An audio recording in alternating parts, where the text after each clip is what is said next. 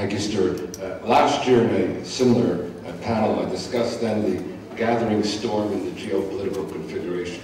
This year I want to share with you three geopolitical dynamics which are impacting not only on Israel and world Jewry, but on international peace and security. In other words, not only on the Jewish condition, but on the human conditions as a whole, including first Iran, second the danger of state-sanctioned incitement to hate, which Tony Blair referred to yesterday, and third, la trahison d'éclair, the betrayal of the elites, and focusing here on the United Nations, which will lead us quickly into the Goldstone report.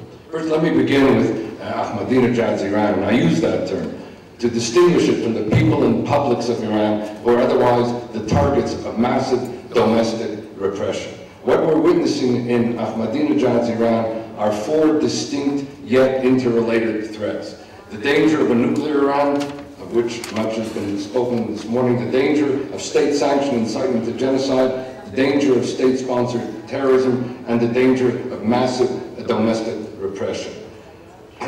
We are now focusing, as we meet in the international arena and alike, understandably and necessarily on the nuclear threat.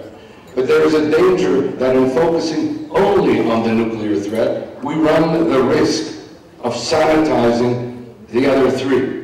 And we run the risk of undercutting the case for the serious sanctions that may be warranted for the four distinct threats.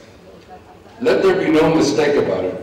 Taking one example, Iran has already committed the crime of incitement to genocide prohibited under the Genocide Convention.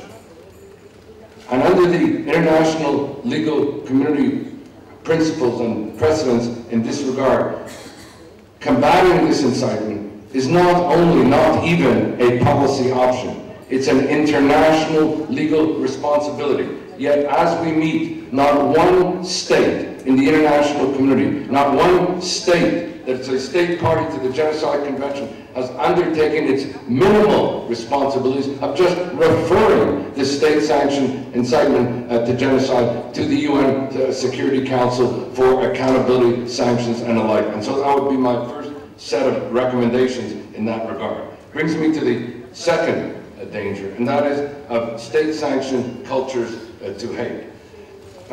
The enduring lesson of the Holocaust and the genocides that followed in Srebrenica and Rwanda and Darfur are that these genocides occurred not simply because of the machinery of death, but because of state-sanctioned cultures of hate. It is this demonizing of the other, this teaching of contempt, this is where it all begins. As the Supreme Court of Canada put it in judgments affirmed by the International Criminal Tribunals, the Holocaust did not begin in the gas chambers. It began with words. These, as the court put it, are the chilling facts of history. These, as the court put it, are the catastrophic effects of racism.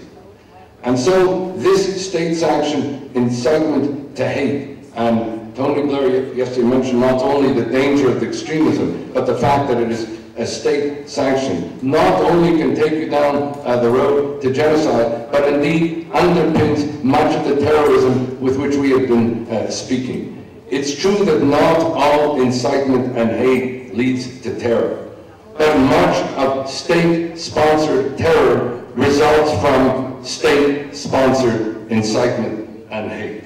I can tell you that as Minister of Justice and Attorney General who prosecuted, for example, homegrown extremism in Canada, complicity with the London bombers, or Rwandans with regard to incitement to hatred, the generic presence in all of this was the danger of state-sanctioned incitement to hate. And this brings me to the Middle East. We know about this in terms, and reference has been made to it, in terms of state-sanctioned incitement to hate that underpins radical Islam. But taking it even here, with respect to the Israeli-Palestinian configuration, I would remind you again what Tony Blair said yesterday, that while we focus in negotiations on boundaries and all the other borders, security and the like, we are ignoring and thereby sanitizing the incitement that is part of, and I regret to say this, not simply that of Hamas, but even under the Palestinian Authority. And I made reference to this in my meetings this past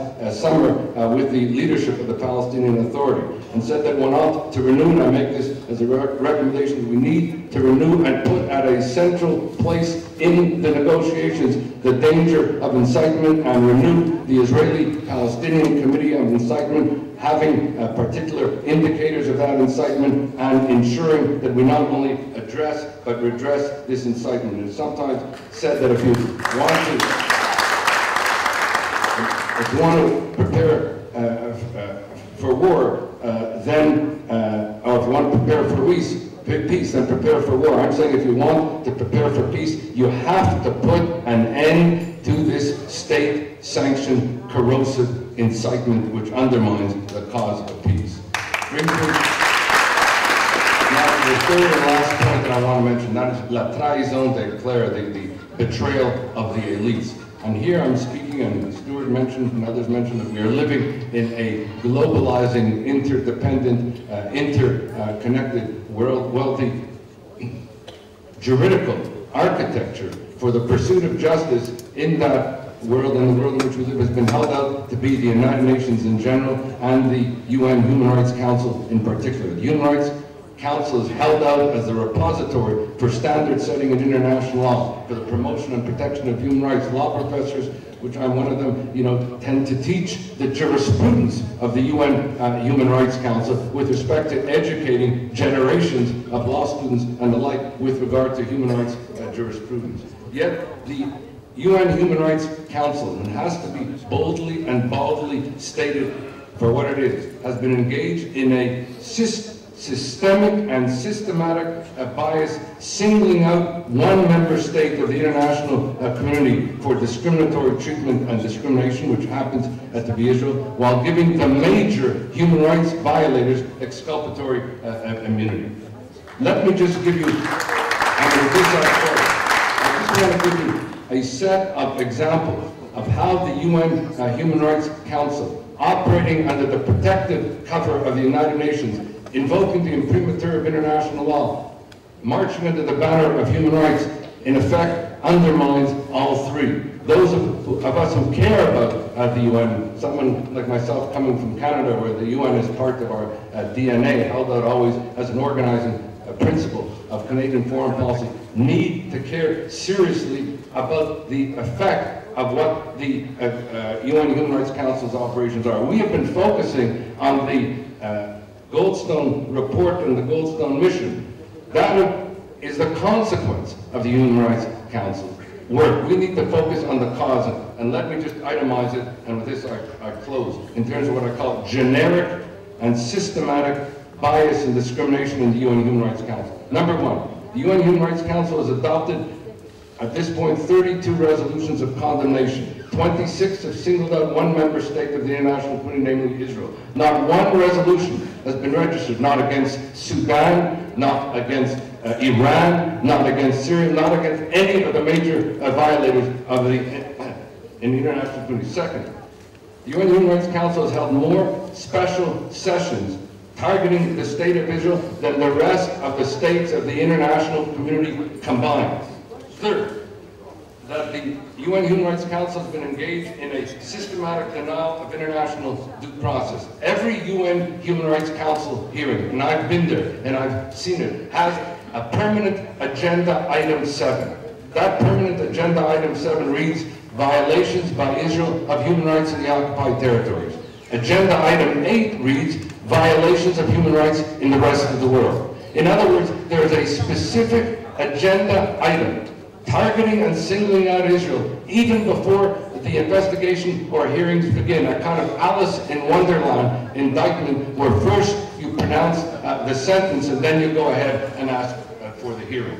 Fourth, Israel and Israel alone is excluded from the regional groupings, meaning that it does not participate in the drafting, etc., yet another of resolutions, yet another example of international due process. And finally, the enactment of the resolutions themselves, setting up each of these missions of inquiry, and I know because I was asked to head up one of them and participate in one of them, and I refused, predetermines the outcome in the condemnatory resolution establishing to begin with. So when we look at Goldstone, we see that with respect to the Goldstone mission, it is a consequence of this systemic bias. It was established under the enabling authority of the UN Human Rights Council. It was established pursuant to a specific resolution that reads like a Star Chamber indictment condemning Israel's actions in Gaza even before the mission was established.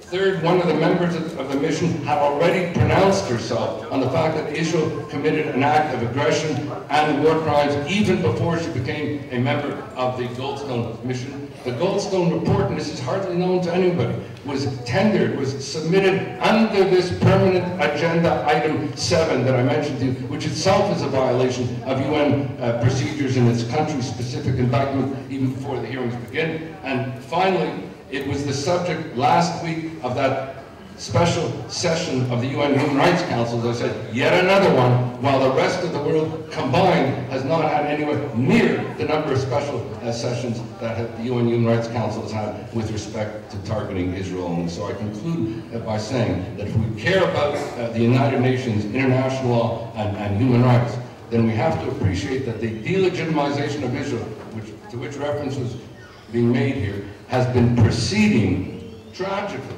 under the protective cover of the UN, invoking the imprimatur of international law, marching under the banner of human rights, and doing a disservice, indeed assaulting all three. The time has come to redress the core of the problem, and thereby the Goldstone Commission, which is tainted at the core, and that is to address the kind of delegitimization and denial of international due process to a member state of the United Nations and the international arena. Thank you.